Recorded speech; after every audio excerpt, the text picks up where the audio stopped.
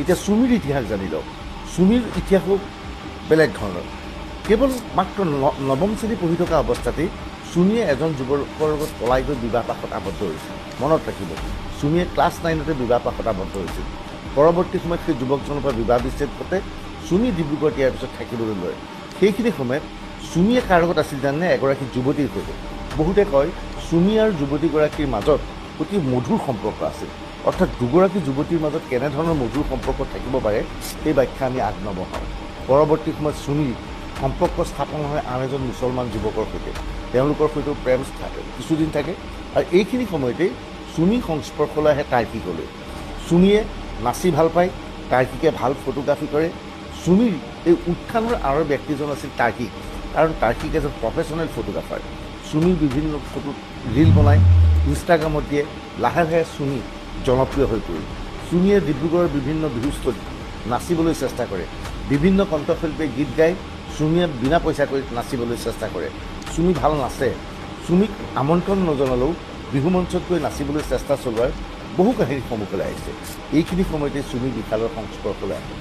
বিশালে বিনিয়োগৰ কথা কয়, চুমিয়েও বিশ্বাস কৰে আৰু ইয়াৰ পিছত বিশালৰ হৈ এজেণ্টৰ ৰূপত কাম কৰে চুমিয়ে। খবৰ অনুসৰি কেৱল চুমি নহয়, চুমিৰ দৰে আৰু বহুগৰাকী যুৱতী জড়িত আছিল বিশালৰ এই নেটৱৰ্কত। এই যুৱতীসকলে বিভিন্ন ব্যক্তিক প্ৰলোভিত কৰে আৰু বিশালৰ তাত ট্ৰেডিং কৰিবলৈ অনুৰোধ জনায়। আৰু সেই ব্যক্তিসকলে লোভত বিশালৰ তাত ধনত বিনিয়োগ কৰে আৰু 3 মাহ 4 মাহৰ মূৰত বিশালে জনায় যে আপুনি ইমান % প্ৰফিট পাইছে, লাগে যদি লৈ যাওক। ইয়াৰে কোনোবাই লয়, কোনোবাই বিশালৰ তাত জমা ৰাখে আৰু সেই টকাৰে চুমি আৰু বিশালে এক বিলাসী জীৱন যাপন কৰে।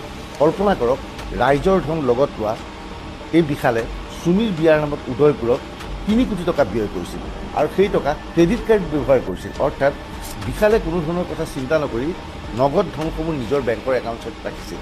স্বাভাৱিকতে প্ৰশ্ন হয় যে সমগ্ৰ বিষয়টোক লৈ আয়কৰ বিভাগে এতিয়া বিশালৰ বিৰুদ্ধে ব্যৱস্থা গ্ৰহণ কৰিব নাই, এনফৰ্চমেণ্ট ডাইৰেক্টৰে ব্যৱস্থা গ্ৰহণ কৰিব নাই।